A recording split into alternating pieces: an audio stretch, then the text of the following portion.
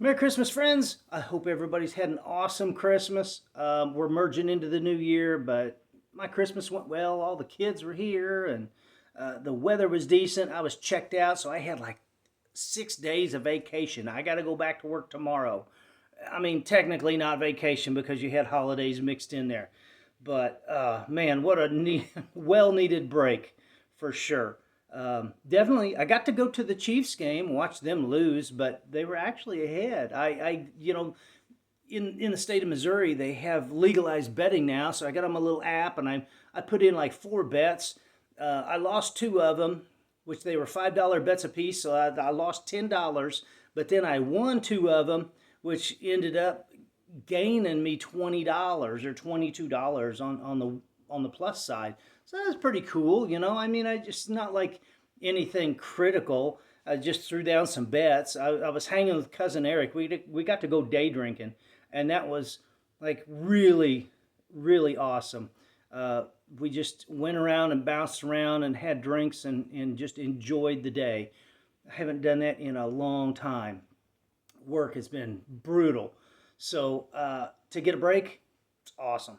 Awesome. I've been able to finish the Packard and put it for sale, and then the Bugatti is getting stretched. It initially had a 27-inch cockpit, and you can't, a regular sized human being cannot fit into that car, any car with a 27-inch cockpit. Um, when you're building a race car, we usually shoot for, I like a minimum 32-inch cockpit.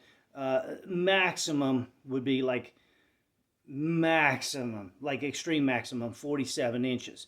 Because behind you is just frame and usually an axle's right back there too. Um, but you want to keep that, 36 inches. My car that I have most recent was a Dirtworks car with a 36-inch cockpit and a full containment seat, and it's not comfortable. Usually, when I had my cars, I could sit in that seat and just kind of take a nap if you're waiting in line or something, and it's really comfortable. This thing, no, you're just crammed in there, and it's not comfortable. I hate it. I hate it. So I'm like, I've got to stretch this car, and we've got to build a comfortable cockpit. And I was going to base everything on the drive shaft that I have sitting in the corner. I have like a half a dozen of them, but the one that fit best ended up stretching the car 15 inches, which puts the cockpit at 44 inches, if I remember right. Sounds very comfortable, give me plenty of room, and then my seat going to be 9 inches off the floor of the car. Everything's going well. I've gotten the unions built. I had to weld some steel onto the unions, slide them into the channel, and then I've got new channel that's going to slide over top of them, and the same on the front side of the cut. So the joint of the car is going to have the exact same channel going down both sides as the original frame on the car. You're not going to be able to tell other than the weld seams. So it's really going to turn out well. The tricky part is the drive shaft because the car has a Japanese drivetrain. Well, the front the engine transmission is Japanese, and the slip yoke that goes in the back of the transmission has a Japanese setup on it with the Japanese U-joint, and they are staked in. They have this machine with these claws on it, and it punches down on top of the steel, and it cuts into the steel and puts stakes in there to hold the caps of the U-joint together. American-made U-joints and trunnions have a C-clip around them. You take the C-clip out and you disassemble everything. The Japanese stuff, they didn't design it that way. So whoever built this car initially had the drive shaft shortened, or they cut that piece out, the trunnion assembly and the slip yoke, cut it out and put a new piece of piping on it. So I might just have to have a new drive shaft built, which is not what I'm looking forward to doing because that's like several $100s extra. But we'll get there. It'll be done in the spring, and we'll put a video out on it. It's going to be a lot of fun to drive. Just a few more modifications. It does start and run. It will drive under its own power. Not now because I cut the frame in half. It's two cars now. Dos Bugatos. Anyway, I wanted to cover branding. Okay, everybody's got branding and logos are so important because you know right out of the gate when you see something, you know exactly the name of that company or the founder or the product. Now, usually products have different logos for each product, but the main company itself has a logo. Let's look at Cracker Barrel. Cracker Barrel tried to change their logo, and boy, people went bonkers over it, which is just a small change, not a big deal, right? You wouldn't think people would lose their minds over the dude sitting at the grandpa sitting next to the barrel of crackers. And they turn it into some political bullshit. Regardless, you still have a customer base. You still want to retain the same logo. You don't want to change that. Coca-Cola, Pepsi. So let's cover some. We've got this right here. Everybody knows what that is. Everybody on the planet knows what that is. Okay? They know what it is and they're like, I know what that is. If I see it in the store and that's what I'm looking for, I know exactly what to look for. We got something else. Everybody knows what that is. Everybody on the planet. I've got this right here. This is what I got for Christmas. One of my Christmas presents. Not the cup. Look inside. Oh, yeah. Sherry got me about a pound of those. Everybody knows that cereal, right? The cereal pops right into your head. Lucky Charms right out of the gate. You know what it is. Just seeing the product sometimes triggers the logo in your head. That logo right there. That everybody knows what that logo is. They're very important, and they retain a spot in every person's mind. Somewhere in their mind, they've got that categorized with, oh, that's whiskey. Oh, that's cereal, right? Malibu rum. They've never changed this logo, not forever. Okay, everybody knows what that is. They know what to look for. That's why logos are very important. So they change. Logos will change from product to product to product. But some of these companies, so the company that makes certain products will make multiple products. So this is actually a product-specific logo, not a company-specific logo, right? I don't even know. I don't have my glasses are here. I think it's Hershey's maybe, right? Hershey's has their own logo, but the products have their own logos as well. I don't even know. It doesn't even say. But everybody knows the product. It's very important to have a logo and keep. Once that logo catches on, sometimes it won't catch on for a while, but it keeps. All right, everybody knows the logo. Everybody, and the name and the brand and the product. And if you have a good product and you have a logo associated with that product, retain the logo. Retain the logo. Retain the logo. It'll always carry through. If you've got a good product and you've got a logo associated with that product, even when the product isn't good, people will still know what it is. Even when you've got a bad product, people know the logo. It's just water. We got this at the game. Of course, everybody knows when they go to a stadium, it's ridiculous. I picked up a beer for my brother-in-law. It was a 20 ounce, it was a tall boy in a can, of course. Not allowed to have bottles. No glass in the stadium. Like no glass in the pool. $18 for a tall boy. So Sherry's got aluminum allergy. No draft beer. It's too cold. We can't do draft beer. Okay. So what do you got? Let's do a mixed drink. She likes Bloody Marys. Give me a Bloody Mary. So they've made a Bloody Mary in this. This is probably a 10 ounce, 8 ounce? I don't know, small. But of course, a collectible cup. Take a guess. Take a guess. $31 for that cup and the beverage in it. I was like, all right, well, I mean, it's not ever that I go to the stadium, ever. But I figured the one time would be, worth it. I get Sherry something. And you know what? My winnings from my betting paid for about 75% of that. So we're even, right? We're even. We're golden. Cheers. But it's been a good Christmas.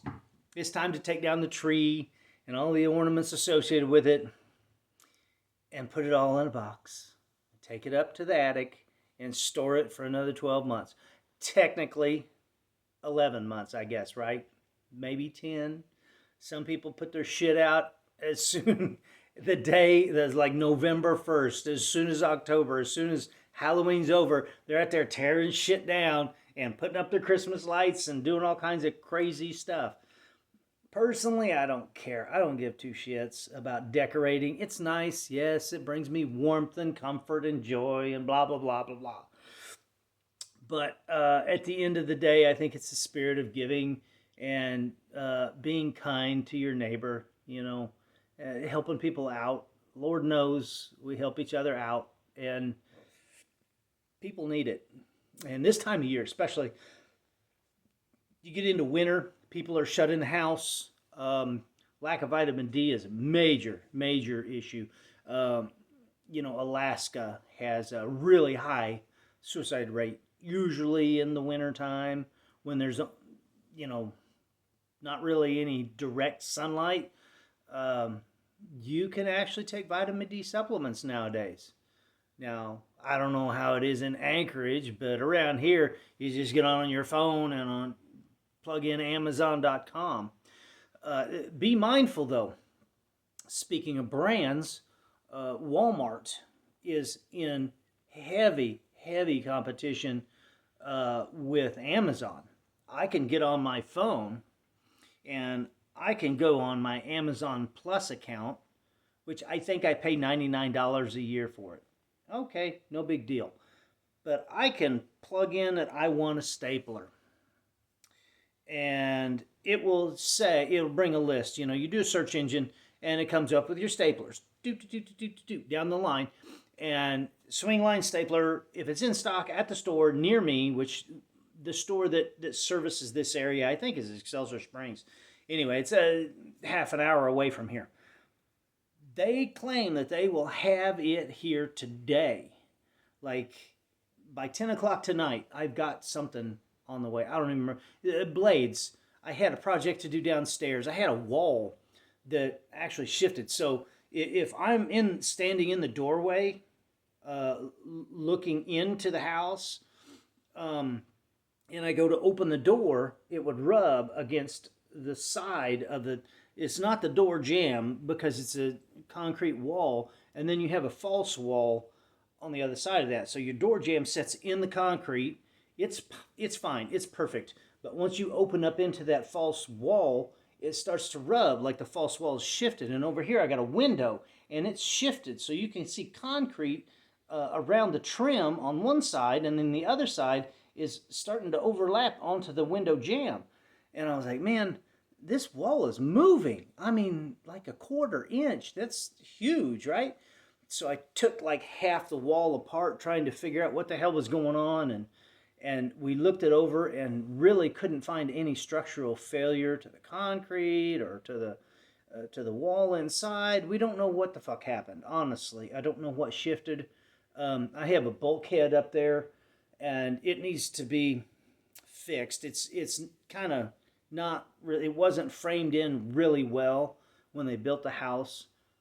So I have to fix some of the clusterfuck work that's been done up there. And I'll get that like tightened up, and then I have the whole house vacuum, the tubes just taped off down there in the bulkhead. So I might stretch it on out, and then the low voltage wire along with it, and then come down the wall next to the doorway so that we have the outlet and the plug for the vacuum sweeper, and we just plug in right there, and give us another outlet. So maybe that will be part of the project. And I have to cut all of the wood like true. It's all like tongue and groove. And to replace the tongue and groove, because I installed 90% of the tongue and groove in the basement of this house. Everything else is tongue and groove. Of course, these walls behind me, those are logs. But everything else is tongue and groove. And it's a real pain in the ass because you got to notch that in. Sometimes you have to hammer it in. And you have to have another piece of tongue and groove on the back side that's cut square so you can hit it with a hammer and knock everything in. Well, now they have an awesome product on the market. It's just like Tongue and Groove, except it's a shiplap.